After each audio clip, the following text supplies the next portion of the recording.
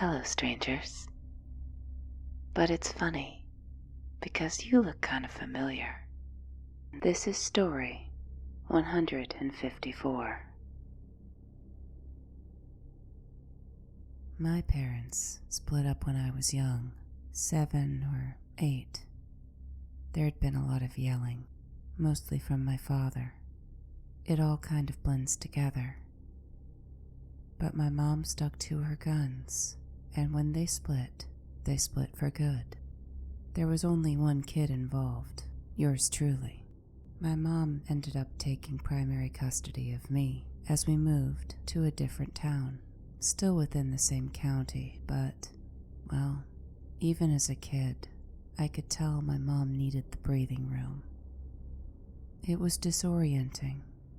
I went to a new school, and teachers and kids at that school were nice, I guess. But it just all felt a little off. Like when you hear about that sort of psyops stuff people do, including breaking into someone's house and moving stuff just slightly to sort of build this uneasy paranoia.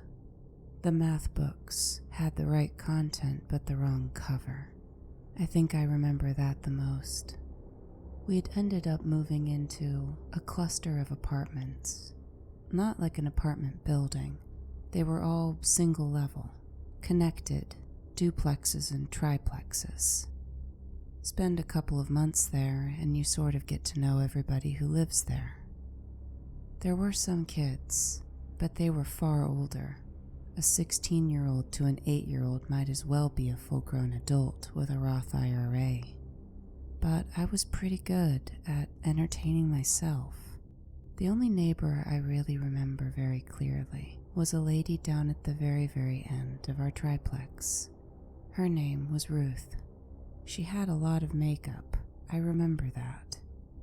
She was sort of regal, like even when she dressed in scrubby clothes to go outside and work on her tidy little flower beds, everything was just so with her. I guess she kind of took my mom under her wing. I remember a couple of times after school, when my mom couldn't come get me, that Ruth showed up. She took me to her house and she had these ginger cookies with vivid pink icing. I can't see one of those without thinking about her. But aside from the couple of times my mom asked for help, she very much kept to herself. Which is why it was strange the day that my mom brought me home from school and Ruth was standing in our front yard. She was standing next to the letter carrier, the mailman, and they both looked to be deep in intense conversation.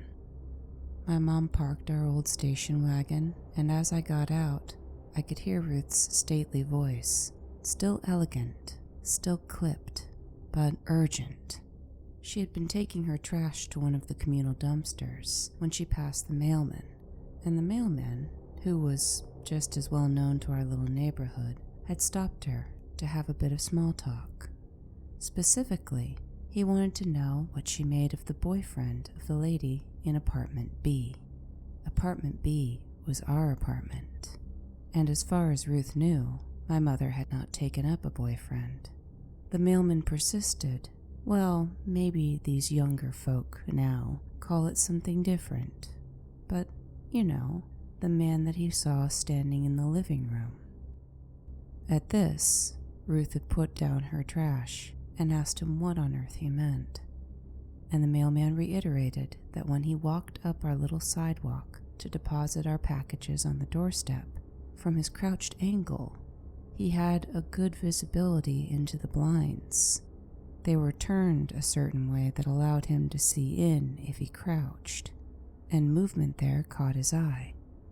When he looked, he was surprised to see a man staring right back at him. He started, then, feeling very embarrassed for being caught peeking, he'd waved. Only the man hadn't waved back.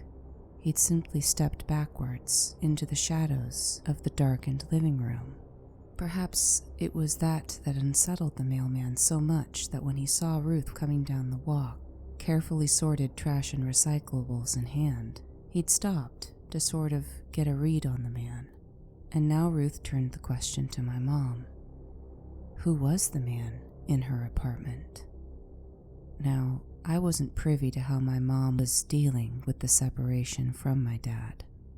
I knew it had been a strain on her, and the walls were thin enough for me to have heard her crying a couple of nights. My mother turned the color of sidewalk chalk and then flushed a deep, angry red. In very short order, she turned on heel and marched towards the door of apartment B. Ruth trailed behind, asking what was wrong, to which my mother turned her head to speak over her shoulder, calling back, "I don't have a boyfriend. No one should be there. No one at all." I trailed along behind the mailman, who was following Ruth, a strange little parade heading up to our apartment door. By that time, I knew that apartment pretty well. I'd lived there some months. I could close my eyes and picture the layout of my room, right down to the boxcar children book that I'd likely left face down on my bed, open to my spot. But something about the urgency, the straight posture of the grown-ups in front of me, it was that same unsettling feeling all over again, the same one I'd had going to a different school, a different second grade, same subjects, but the covers were wrong. Same classrooms, but the smell was different. And now, looking at the door to our apartment, to our home, it looked alien. Wasting no time, my mom slammed her key into the lock and threw open the door. I dashed up behind her. Even if my mom was upset, and even if I understood there was some reason to be scared of my dad, my mom was scared of my dad, I should be too. It didn't mean I didn't miss him, didn't hope to catch a glimpse of him.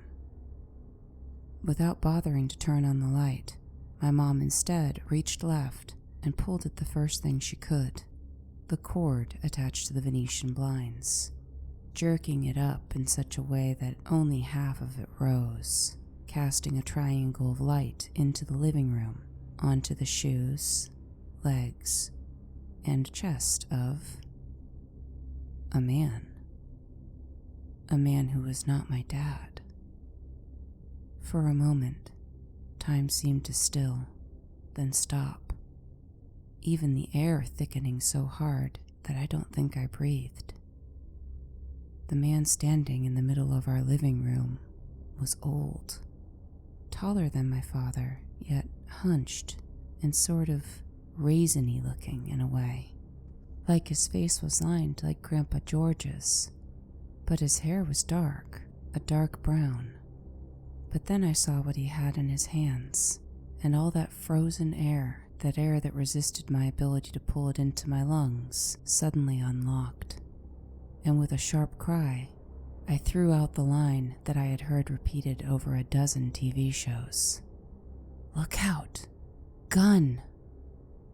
In that moment, 3 things happened. My mother's neck snapped as she turned, looking at me. I realize now that at the time, she was so incensed at my father's sudden, surprise appearance, his audacity at entering her home away from him, that she'd likely forgotten I was there at all.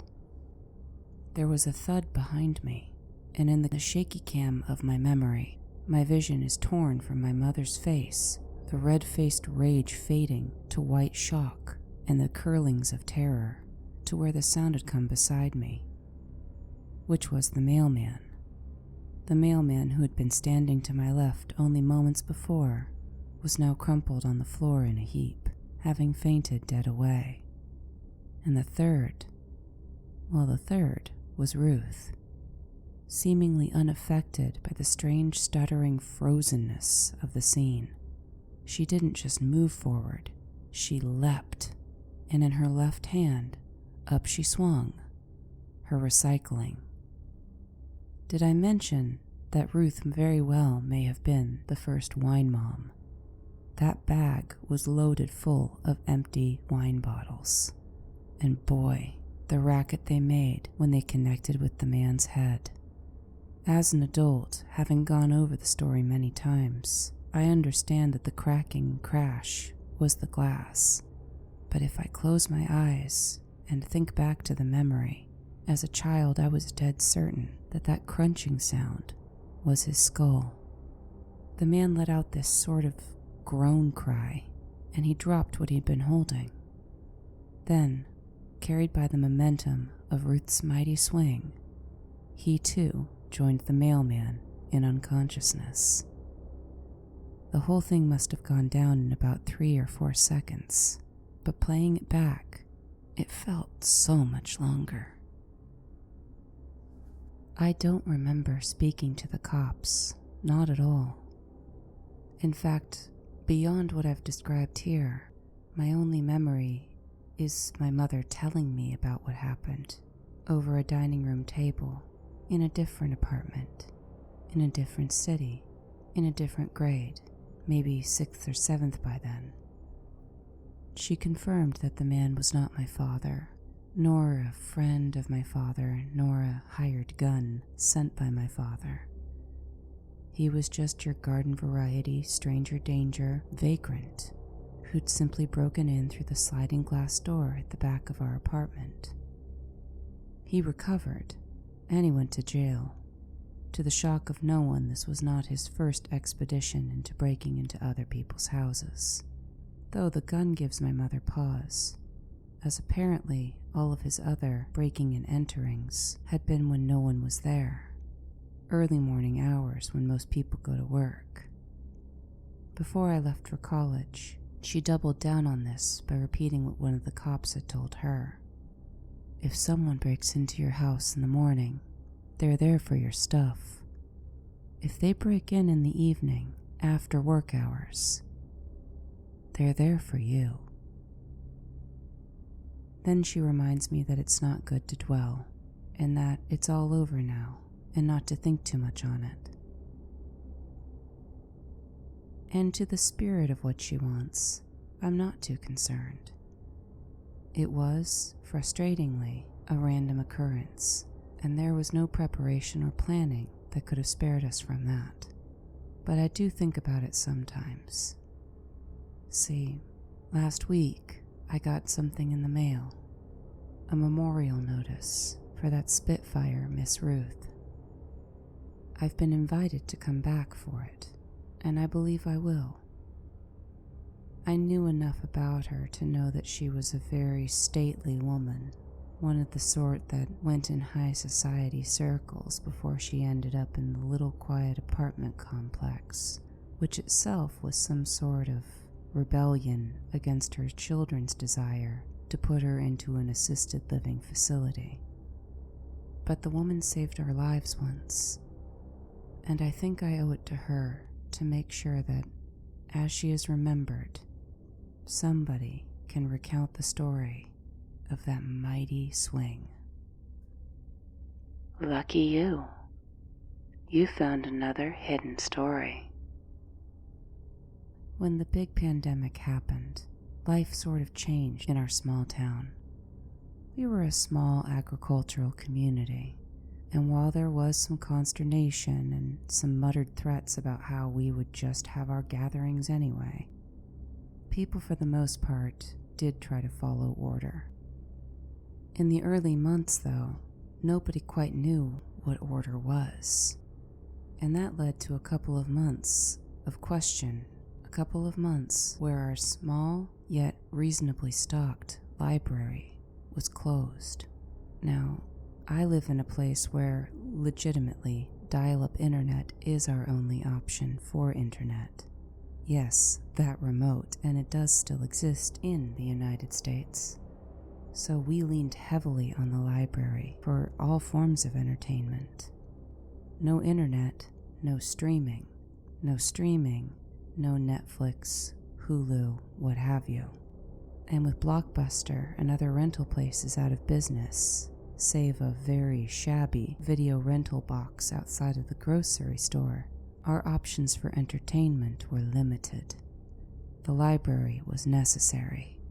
I think it must have been a joining of forces between the librarians, the Rotary Club, maybe the Elks Lodge, hell, maybe the PTA.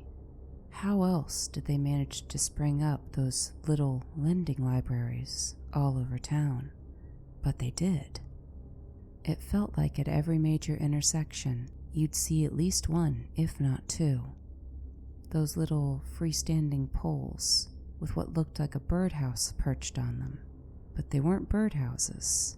They were little lending libraries with plexiglass doors so you could see inside. Those things became a major lifeline. But the trick of it was that you had to somewhat break the cycle. Like, once you read all the books out of the one on Main Street, you might see something returned to it from a different box, but the odds were much more likely of getting new reading material if you sought out a different box. And so that's what me and my brother did. It was a little tricky. Again, early days of the pandemic, cops were attempting to enforce a no one on the street rule. This was before a lot of the science came out about how exercise actually puts you at a lower risk, so me and my brother had to be somewhat sneaky. The first box, Main Street, was smack dab on the way to school, and thus was very easy for us to get to. The second box required us to go 2 streets over, which was fine, but then the third box, well, that was a bit more out of our way. And by then the books had started circulating, necessitating that we'd stop by box 1, 2, and 3 to see if we could catch a Stephen King or John Grisham we hadn't read yet, maybe even a Kuntz. Finally, my brother insisted we go hit the one on a street we hadn't gone down, Savoy Street, which we used to pronounce Savoix on account of how it was spelled. It was clear on the other side of our little town, though, and our parents were protective enough to very quickly disallow any such unsupervised trips. So my brother and I decided that we'd simply leave early for school, ride all the way to Savoy, grab the books, and make it by first bell. Maybe a little late, but surely we could come up with something. And that's what we did. The whole way there, I just remembered thinking it was almost like Christmas. Those little boxes were a lifesaver, and true to the spirit, you had no idea what was going to await you inside. But when we pulled up to Savoy, something seemed off. For one, the little LED light that was affixed to the inside of each one to cast light over the goods within was broken. The box was dark. Secondly, though we had left home early to ride to school, by the time we reached Savoy, it was already 6:45. Even if no children lived on that street, surely adults going to work would. But there were no hazy headlights. There were no sounds of distant idling motors as people grabbed their cup of coffee, checked their doors, tucked their purses under their arms. It felt odd, but my brother and I had come all that way, so dutifully we approached the box. We opened the door, and we stuck our hands inside. And just like that, disappointment. My brother pulled back his hand in disgust. It's empty. I looked at him, and all the anticipation I'd had on the ride over turned sour in my stomach. Well, what were we going to do? But as I turned, withdrawing my own hand, it bumped something. My eyes must have lit up because my brother immediately looked excited again. I closed my hand around it. It was hard, I guess, but sort of puffy too. I felt my fingers sink into it as I gripped it. Maybe like one of those books that has the thick cover with a little bit of air in it for give.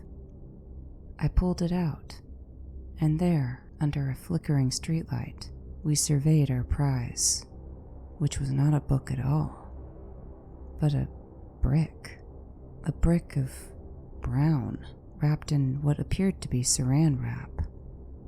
I looked at my brother, he looked back at me, and then immediately ripped the package from my hand and shoved it back into the lending library. I started to fuss. I never liked it when he ripped things out of my hands, and Mom always got him in trouble for that. but my brother was suddenly all business. He grabbed my hand, pushed it back onto the handlebars of my bike, and told me in no uncertain terms we had to go. And his voice sounded tight. I sucked back the complaining I'd planned to launch at him about how Mom said not to grab like that, and got on my bike. And we pedaled like mad out of there. We didn't tell anybody about what we'd found in the lending library on Savoy Street. For one, the restrictions were lightening every day, and the public library was set to be back open within days. For another, we both knew we'd be in major trouble for having been all the way on the other side of town without permission. And for a third, and somewhat along that line, you have to consider my brother. He was older than me by a few years, but how exactly a 13-year-old from a farming community could, in the dimmest streetlight possible, identify a brick of heroin in his baby brother's hands?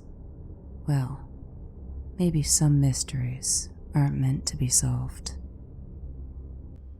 If you liked the video, please like the video. If you have something to say or share, the comments are there for you.